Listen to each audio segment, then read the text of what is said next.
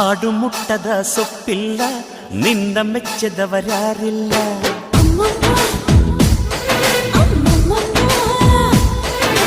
ಜೇನಿಗಿಂತ ಸಿಹಿ ಬೇರಿಲ್ಲ, ನಿನ್ನ ಮುದ್ದಿಗಿಂತ ಸಿಹಿ ಬೇಕಿಲ್ಲ.